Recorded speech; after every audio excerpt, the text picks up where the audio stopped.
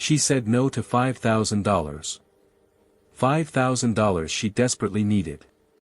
$5,000 that could have saved her mother's shop from foreclosure, paid for her son's surgery, kept them from losing everything. The story introduces Lena Carter at her sewing table at 3:17 a.m., her hands trembling as she pushes back a final payment from a desperate stranger. It establishes her crushing poverty, $447 in the bank, $12,000 in foreclosure debt, her son's $8,500 surgery hanging over her head, against her unshakable moral code. The intro concludes with a flash forward to 8 lawyers in black suits surrounding her shop the next morning at 9:23 a.m., their SUVs blocking the street while neighbors gather, promising that nothing about her life would ever be the same. Lena Carter woke to the glow of a phone screen in the darkness. Marcus sat at the kitchen table, his geometry textbook propped against a cereal box, doing homework by the dim light to save electricity. It was 5:30 a.m. He had school in 2 hours, but he'd learned not to turn on the overhead lights unless absolutely necessary. The boy was 15 and already calculating survival. She found the foreclosure notice where she'd left it the night before, folded beneath her coffee mug like she could somehow contain its power that way. 17 days. That's all the time she had before the bank auctioned off Carter and Daughter Tailoring, the shop her mother had built from nothing over 30 years. Lena closed her eyes and saw her mother's hands guiding hers across fabric, the old singer humming between them. She'd been 8 years old, learning to reinforce a seam. Our stitches hold people together, not just fabric, her mother had said, her voice warm and certain. Every repair we make, we're giving someone back their dignity. That's the real work, baby girl. That's what matters. The memory felt like a weight in her chest as she walked the 6 blocks to the shop in the November cold. The brass sign above the door, Carter and Daughter, EST 1994, caught the early morning light. Her mother had been so proud the day they hung it, that Daughter, part named for Lena, the child she'd raise alone after Lena's father left. Inside, the shop smelled like fabric and her mother's lavender sachets, still tucked in drawers even though Mama had been gone 3 years.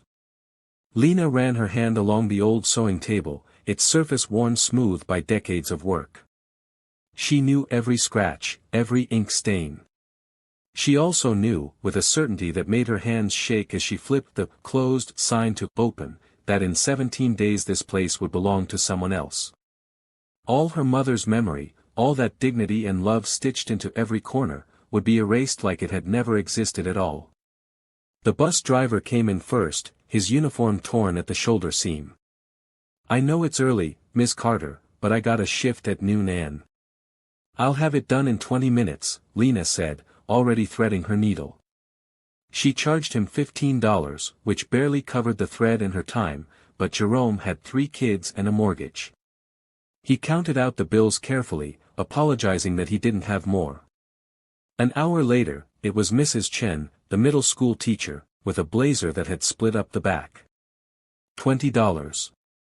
Then Mr. Phillips with work pants that needed hemming. $12. By noon, Lena had made $62 and her hands ached from the repetitive motion. Rosa, her best friend since high school, stopped by with coffee and concern. "Lena, honey, you can't keep doing this.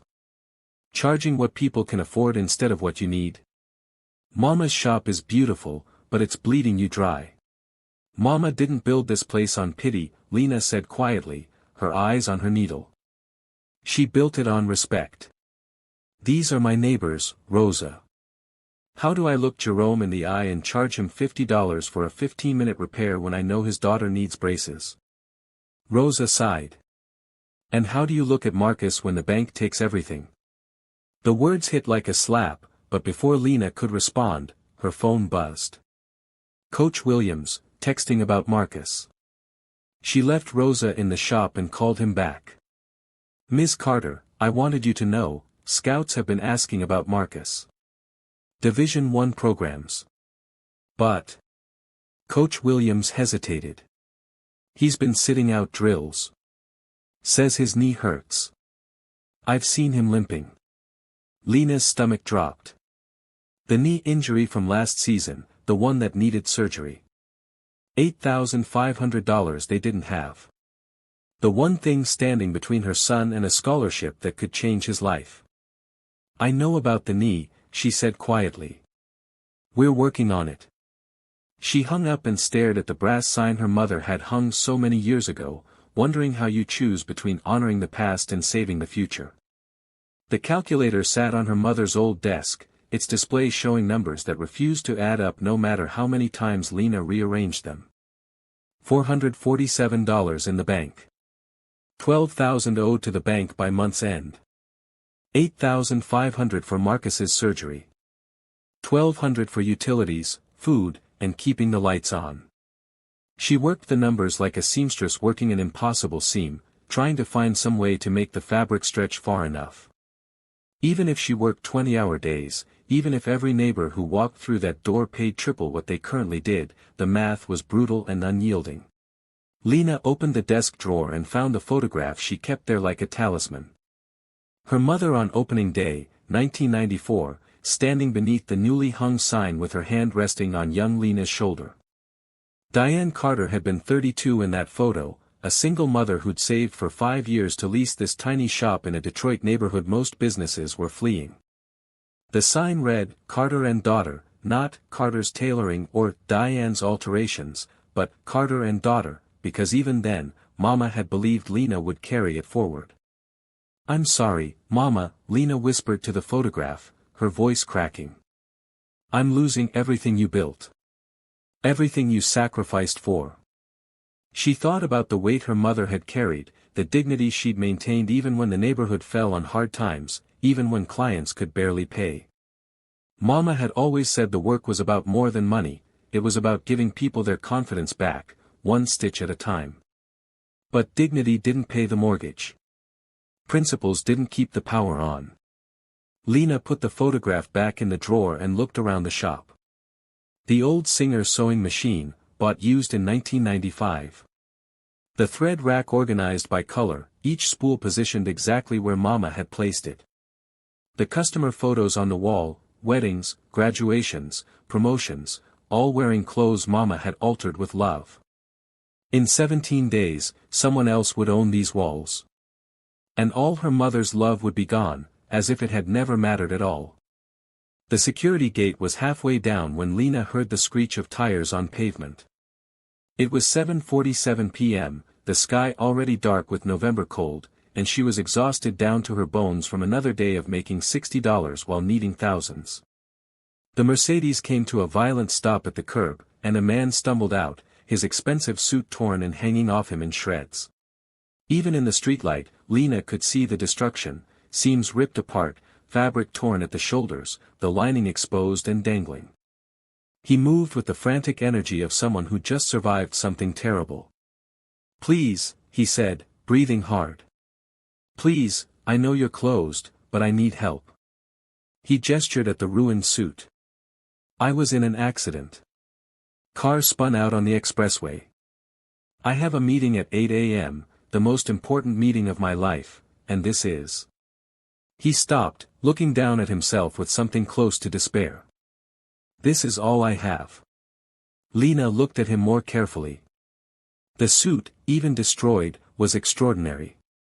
She recognized the construction, hand-stitched, Italian silk, probably $8,000 new.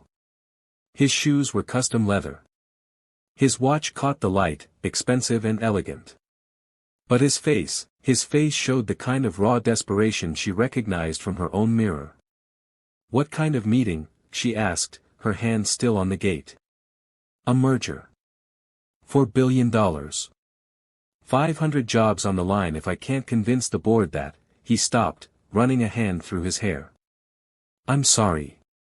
You don't need my problems. Name your price. Whatever it costs. I'll pay anything." Lena saw her mother in her mind, standing in this same doorway 30 years ago, welcoming people who had nowhere else to turn. She saw the foreclosure notice in her pocket, the calculator on the desk with its impossible math. She saw Marcus doing homework by phone light to save electricity. Then she pulled the gate back up. "Come inside," she said. Let me see what I can do. Lena spread the suit across her work table under the bright lights, and her heart sank. This wasn't a simple repair. The seams were destroyed at every stress point, shoulders, elbows, the entire back panel. The Italian silk was torn in 3 places. The custom lining had separated from the shell. She ran her fingers along the fabric, feeling the quality of the weave, the precision of the original construction. "This is Brioni," she said quietly. "Custom tailored. Can you fix it?" The man, he'd said his name was Charles, stood behind her, his phone pressed to his ear, talking in urgent, clipped sentences to someone about merger documents and board presentations. "I don't know," Lena said honestly. "This will take all night. Maybe longer. The silk alone." "I have to wear this at 8 a.m., Charles said, ending his call. "That's when I stand in front of the board and either convince them to approve this acquisition, or watch 500 people lose their jobs. 500 families, Ms. Carter. They're voting on a merger with a manufacturing company that's drowning in debt. The board thinks I'm being naive, that I should let them fail. But these are good people who've just had bad luck, and I know, we can turn it around. I just need them to trust me." The lights flickered. Once. Twice. Then the shop went dark except for the emergency lighting that kicked in with a dull hum. Through the window, Lena could see the whole block had lost power. The storm that had been threatening all evening had finally arrived. The front door opened, and Marcus came in, his backpack soaked from rain. He stopped when he saw Charles, then saw Lena holding the destroyed suit. "Mom. What's?" "This gentleman needs his suit repaired for tomorrow morning," Lena said calmly, though her mind was calculating thread count and seam reinforcement in the dim light. "It's going to be a long night." Charles pulled out his wallet. $3,000, he said. "Cash. Right now. For the emergency repair." Marcus's eyes went wide. $3,000. More than the down payment for his surgery. More than a month of mortgage payments. His mother's hand froze on the fabric. The emergency lighting cast strange shadows across the shop as Lena worked, her hands moving with the precision her mother had taught her 30 years ago. Outside, rain hammered against the windows. Inside, the only sounds were the hum of her battery-powered machine and Charles's voice on the phone, trying to hold together a deal that was threatening to collapse. "No, tell them I'll be there," Charles said into his phone. 8 a.m. sharp. "I don't care what the weather does." He ended the call and slumped into the waiting room chair, exhaustion written across his face. "Where are you from?" Lena asked, threading silk through a needle so fine it was almost invisible. "Ohio. Small town outside Cleveland." Charles watched her hands work, mesmerized by the precision. "My father owned a hardware store. Campbell's Hardware, been in the family for 3 generations.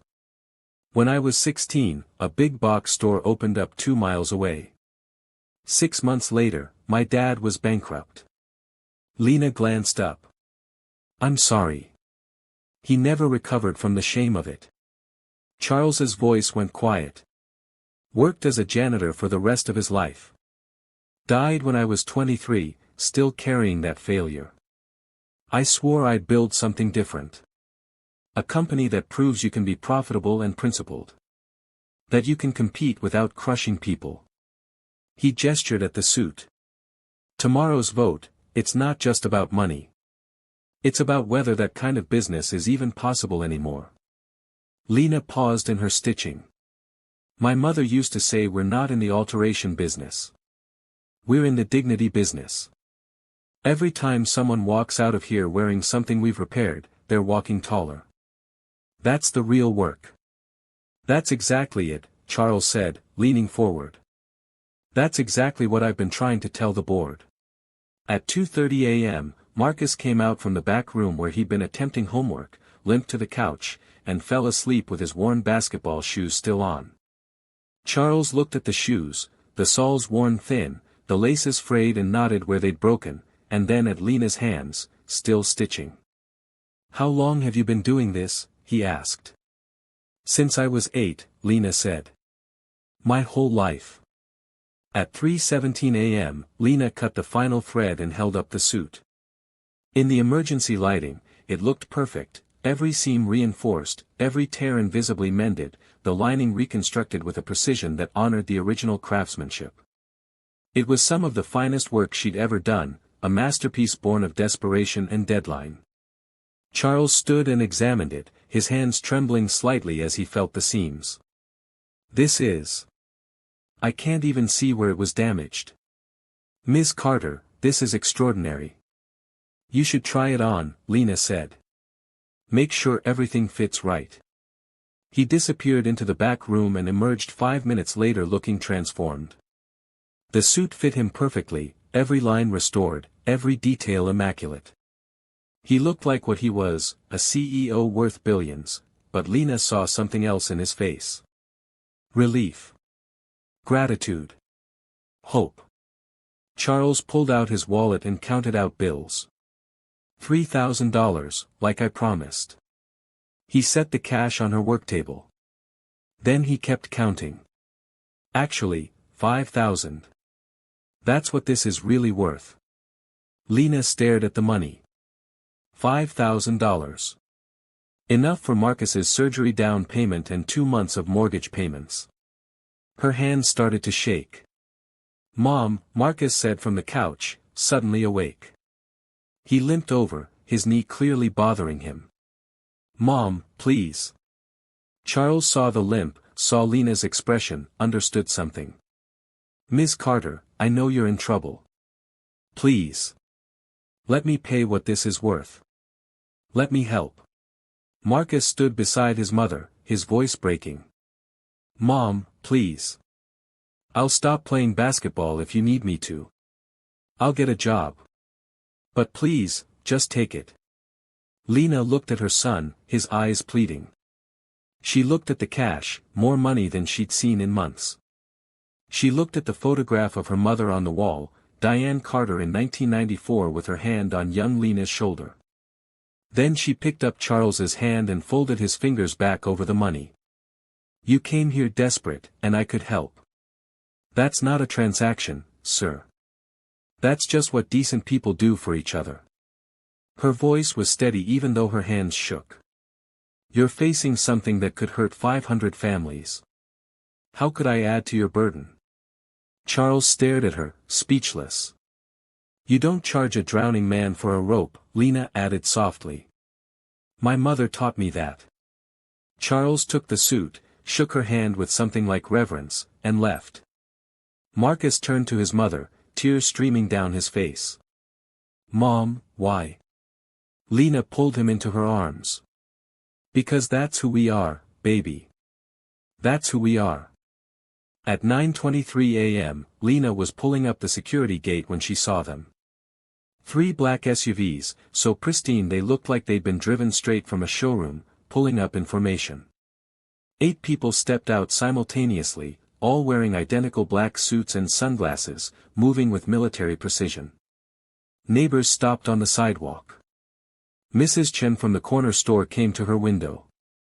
Even the kids playing basketball down the block stopped to stare. The lead attorney approached, a woman in her 40s with sharp eyes and an expensive briefcase. "Mrs. Lena Carter." Lena's heart hammered in her chest. Lawyers. A convoy of lawyers.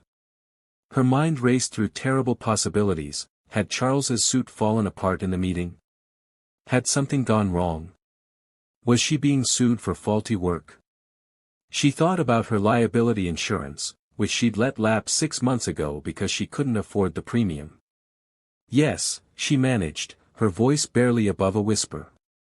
"We represent Whitmore Industries," the attorney said, and behind her, the other 7 formed a semicircle, their faces unreadable behind dark glasses. "We need you to come with us." "Come with you?" Lena repeated. Her hands were shaking again. She thought about Marcus, still asleep at home after the long night. About the shop, the foreclosure notice, everything falling apart. "Am I Is there a problem with the suit? The lead attorney glanced at her colleagues, and something flickered across her face. Was that amusement? Mrs. Carter, she said, her voice softening slightly, you're not in trouble. I'm not. The opposite, actually. The attorney gestured toward the shop. May we step inside? Mr. Whitmore will be arriving shortly, and he'd prefer to explain this himself. Lena's mind stuttered over the name. Whitmore. The man from last night had been Charles, just Charles, desperate and rain-soaked with a torn suit. But these lawyers were saying, Mr. Whitmore, like it meant something. Like it meant everything. Who is Charles Whitmore? Lena asked. The attorney removed her sunglasses, and her expression was kind. Mrs. Carter, the man whose suit you repaired last night is the CEO of Whitmore Industries. He's worth $4.2 billion. The lawyers transformed her shop into a conference room with quiet efficiency. They set up a laptop, produced documents from leather portfolios, and arranged chairs around her sewing table like it was a boardroom. Lena stood frozen near the door, her mind unable to process what was happening. Then Charles arrived. He wore the suit she'd repaired, looking every inch the billionaire CEO she'd had no idea he was. But when he saw her face, the shock, the fear, the confusion, his expression softened into something genuine and warm. Ms. Carter, he said, walking toward her. Thank you for seeing me. You're a billionaire, Lena said, the words sounding absurd even as she spoke them. Last night, you were just. I was just a man who needed help, Charles said gently. And you gave it to me without asking who I was or what I was worth. That's why I'm here. He gestured to the lawyers. This morning, I stood before a board of skeptical investors and told them your story. I told them about a woman who had every reason to take my money and didn't. Who chose kindness over survival? Who said you don't charge a drowning man for a rope? He pulled out a document and slid it across her sewing table. The board approved the merger. 500 jobs saved. 500 families who get to keep their livelihoods because you reminded us what integrity looks like. Lena's vision blurred with tears. I don't understand. And they agreed to something else. Charles opened the document to a page marked with a yellow tab. Whitmore Industries wants to invest $3.5 million to preserve Carter and Daughter as the flagship of a new division, Whitmore Heritage Tailoring. A national network celebrating traditional craftsmanship. You'll earn $150,000 annually as creative director, maintain full ownership of your shop, receive immediate funding for your son's surgery and college education, and create a paid apprenticeship program for 20 neighborhood youth. Lena couldn't breathe. The numbers were impossible, the scope unimaginable. You wouldn't let me pay you for one suit, Charles said quietly. So I'm asking you to let me invest in 1,000 suits, and 1,000 lives, instead. Partner with me. Prove that the values that made you refuse my money can build something that lasts. Through the shop window, Lena saw Marcus running toward them, his face confused and hopeful. She saw neighbors pressed against the glass. She looked at her mother's photograph on the wall, and she could almost hear Mama's voice, our stitches hold people together, not just fabric. Lena picked up her mother's old fountain pen, the one Mama had used to write every receipt for 30 years, and signed her name. Mama, she whispered, we did it. We kept the faith. 6 months later, the brass sign her mother had hung in 1994 still caught the morning light above the door of Carter and Daughter Tailoring, but below it now hung a second sign in elegant script, Whitmore Heritage Tailoring, flagship location, where kindness is always the right fit. Inside, 20 young apprentices from the neighborhood worked alongside Lena, their hands learning the precision her mother had taught her decades ago. They came from the same blocks, the same struggling families, but now they were earning $18 an hour while learning a trade that could support them for life. The shop hummed with activity, young voices calling out measurements, the rhythm of sewing machines, the occasional burst of laughter. Marcus stood near the window in his state championship jersey, his knee fully healed from the surgery Whitmore Industries had funded. Division 1 scouts had visited twice in the past month. His future, once so uncertain, now stretched before him bright with possibility. The bell above the door chimed, and Charles Whitmore walked in with his entire executive team, 12 people in impeccable suits, all wearing pieces from the Heritage Tailoring Collection. They came every quarter for fittings, but Lena knew they really came for something else. "We're here for our annual suit fittings," Charles announced to the shop full of apprentices, his voice warm. "And to remember the night a tailor taught a billionaire what real wealth looks like." The young people gathered around as Charles told the story, the storm, the torn suit, the money refused. They'd heard it before, but they never tired of it. It was the origin story of everything they were building.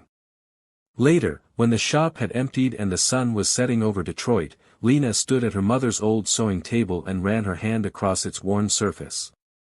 The foreclosure notice was gone. The bills were paid. Her son was thriving. 20 young people had futures they'd never dreamed possible.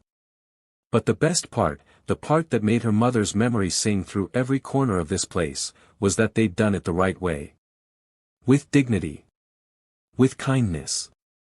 With the simple, radical belief that you don't charge a drowning man for a rope, you throw it freely, and trust that love multiplied always comes back larger than what you gave.